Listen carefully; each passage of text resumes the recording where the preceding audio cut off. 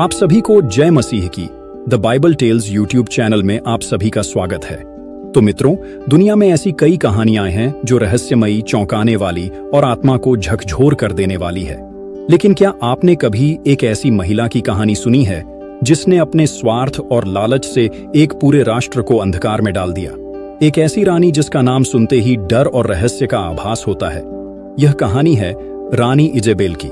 रानी Jezebel की कहानी Bible के पुराने नियम में लिखी गई है।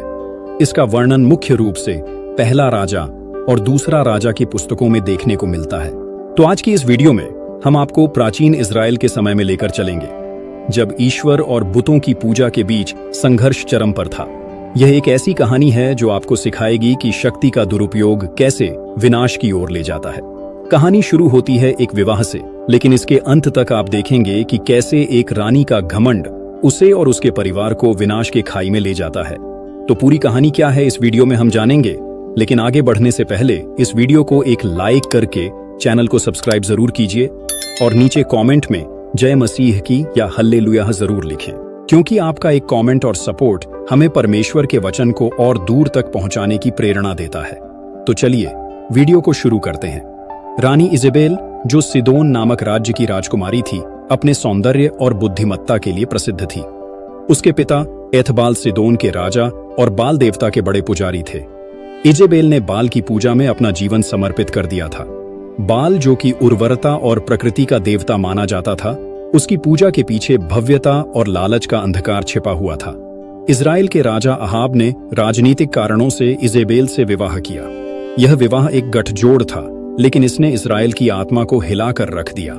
इजेबेल ने अपने साथ बाल और अशेरा की पूजा को इजराइल में लाया और इजराइल के लोगों को यहोवा को छोड़कर बुतों की पूजा करने के लिए प्रेरित किया। इजेबेल केवल एक रानी नहीं थी, वह एक ऐसी महिला थी जिसने अपने स्वार्थ और घमंड से पूरे इजराइल को नियंत्रित किया। उसने अपने पति अहाब पर पूरी तरह से नियंत्रण कर लिया और उसे अपने पुतले की तरह चलाया। इजेबेल ने यहोवा के भविष्यवक्ताओं को मार डालने का आदेश दिया और बाल की पूजा के लिए भव्य मंदिर बनवाए।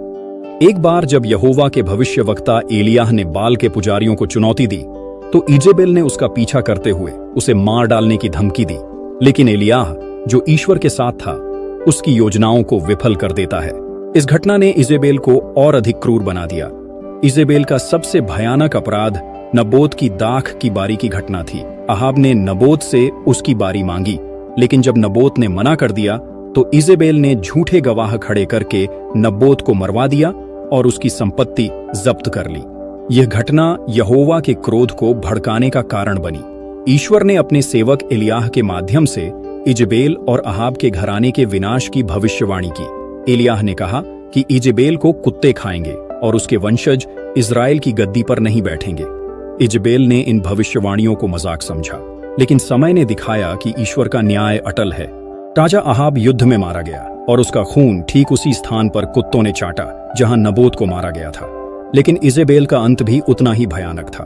जब उसके बेटे योराम को हेजाएल ने हराया तो यह स्पष्ट हो गया कि इजेबेल का अंत निकट है। यहू ने जब यिज्रेल में प्रवेश किया तो इजेबेल ने अपने महल की खिड़की से देखा। उसने अपने चेहरे पर श्रृंगार किया और सज धज कर खुद को प्रस्तुत किया, जैसे कि वह अपनी शक्ति दिखाने की कोशिश कर रही हो। लेकिन यहू ने उसकी चालाकी और घमंड को नजरअंदाज कर दिया और महल के कर्मचारियों से कहा, उसे नीचे फेंक दो। उसके सेवकों ने आज्ञा का पालन किया और इजेबेल को खिड़की से नीचे फेंक दिया गया। जैसे ही वह गिरी, उसके खून के छींटे दीवारों और घोड़ों पर पड़े। यहू ने अपने घोड़ों से उसे रौंद डाला। जब यहू ने अंदर जाकर भोजन किया और आदेश दिया कि इजेबेल को दफनाया जाए, क्योंकि वह एक राजा की बेटी थी, तो सेवकों को केवल उसकी खोपड़ी, पैर और हाथ की हथेलियां ही मिली, क्योंकि पूरे शरीर को कुत्तों ने खा लिया था, जैसा कि भविष्यद्वक्ता एलियाह ने पूर्व में भविष्यवाणी की थी।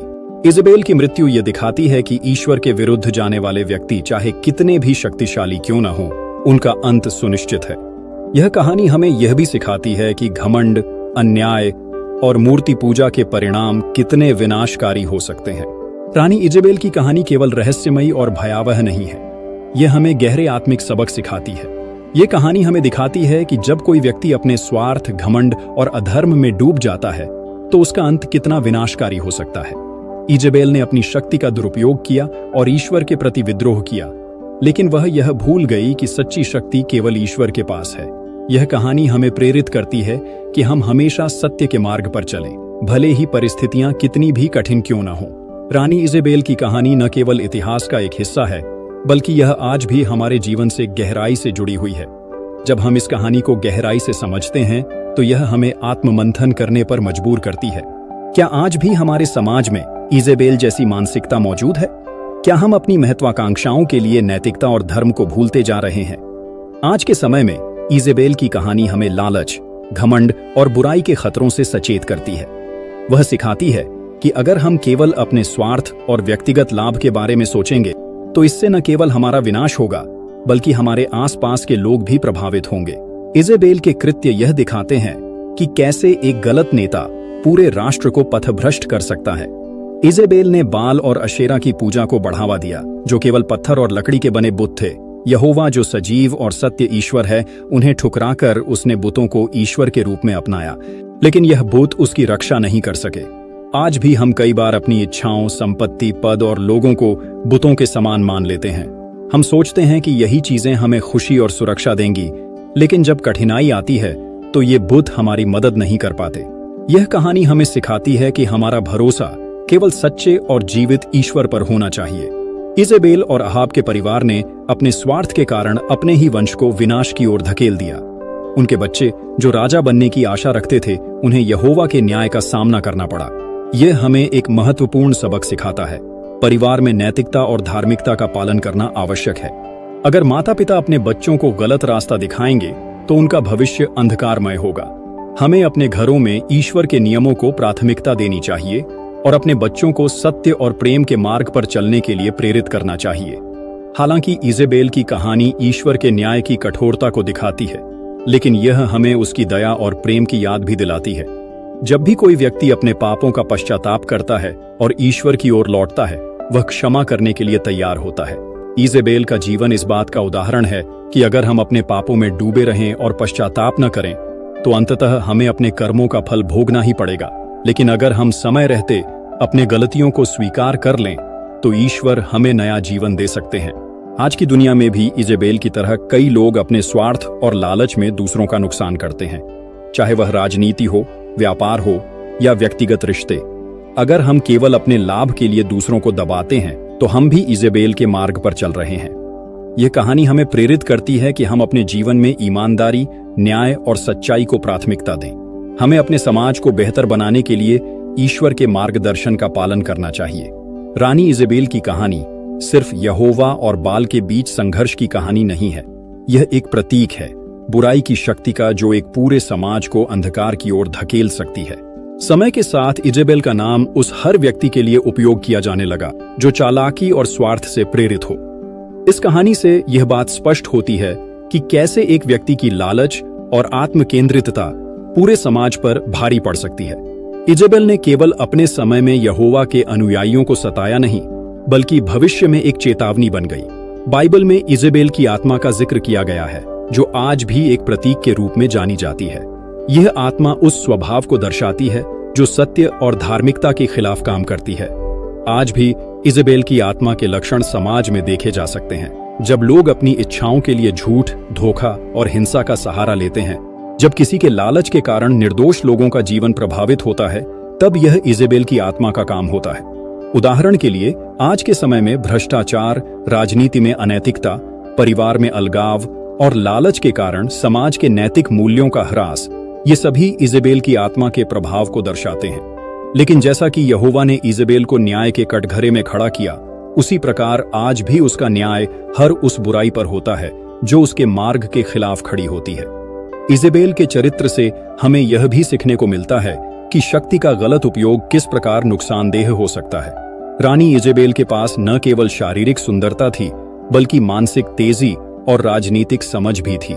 लेकिन उसने इन गुणों का इस्तेमाल दूसरों के भले के लिए करने की बजाय अपने स्वार्थ और बुत परस्ती को बढ़ावा देने के लिए किया। आज महिलाओं को सशक्त बनाया जा रहा है, जो बहुत ही सराहनीय है। लेकिन अगर शक्ति का इस्तेमाल केवल अपने स्वार्थ और अहंकार के लिए किया जाए तो वह समाज के लिए हानिकारक हो सकती है। इजेबेल हमें यह सिखाती है कि नारी शक्ति का उपयोग सृजन और उत्थान के लिए होना चाहिए, न कि विनाश के लिए।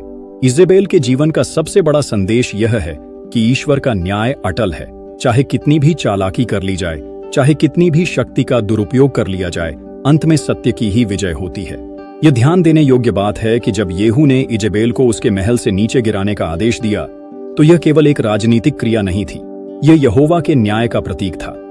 उसका रक्त जो दीवार और भूमि को रंग चुका था, यह दिखाता है कि बुराई के बीज अंततः मिट्टी में मिल जाते हैं।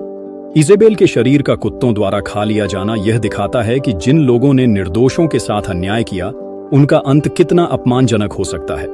यह यहोवा के न्याय का एक ऐसा रूप था जो पूरे इस्राएल को यह संदेश देने के लिए था कि बुराई की कोई जगह नहीं है। आज की पीढ़ी को रानी इजेबेल की कहानी से कई महत्वपूर्ण सबक मिलते हैं। सबसे पहला सबक यह है कि हमें कभी भी बुराई को बढ़ावा नहीं देना चाहिए, चाहे वह व्यक्तिगत स्तर पर हो या समाज में। हमें सत्य और ईमानदारी के मार्ग पर चलना चाहिए, भले ही यह मार्ग कठिन क्यों ना हो। दूसरा सबक यह है कि शक्ति और धन का दुरुपयोग विनाश की ओर ले जाता है। जब इजेबेल ने सोचा कि उसका सौंदर्य और राजनीतिक कौशल उसे अजेय बना देगा, लेकिन वह यह भूल गई कि ईश्वर सब कुछ देखता है। तीसरा सबक यह है कि हमें अपने विश्वास पर अडिग रहना चाहिए। एलियाह की तरह जो यहोवा के प्रति निष्ठावान रहा, हमें भी अपने धर्म और नैतिक मूल्यों के प्रति सच्चे रहना चाहिए। रानी इजेबेल की कहानी रहस्यमयी और रोमांचक होने के साथ साथ एक गहरा संदेश भी देती है। यह हमें चेतावनी देती है कि स्वार्थ, लालच और बुराई का अंत हमेशा विनाश में होता है। इस कहानी से हमें प्रेरणा लेनी चाहिए कि हम अपने जीवन में ईश्वर को प्राथमिकता दें, सत्य और न्याय के मार्ग पर चलें और दूसरों के लिए प्रेरणा बने। तो दोस्तों, क्या आप तैयार हैं अपने जीवन में सच्चाई और ईश्वर को अपनाने के लिए? रानी इजेबेल की इस कहानी से हमें जो सीख मिली है, उसे अपने जीवन में लागू करें और अपने अंदर की अच्छाई को प्रकट करें, क्योंकि अंत में वही लोग विजयी होते हैं जो सत्य, प्रेम और ईश्वर के साथ चलते हैं। अगर आपको यह कहानी पसंद आई हो और इससे कुछ सीखने को मिला हो, तो इस वीडियो को लाइक करें, अपने दोस्तों के साथ शेयर करें और हमारे चैनल द बाइबल टेल्स को सब्सक्राइब करना न भूलें, क्योंकि आगे भी हम बाइबल की ऐसी ही प्रेरणादायक और ज्ञानवर्धक कहानियां आपके लिए लाते रहेंगे। तो आज के लिए बस इतना ही, फिर मिलेंगे एक नई कहानी के साथ। तब तक के लिए जय मसीह की।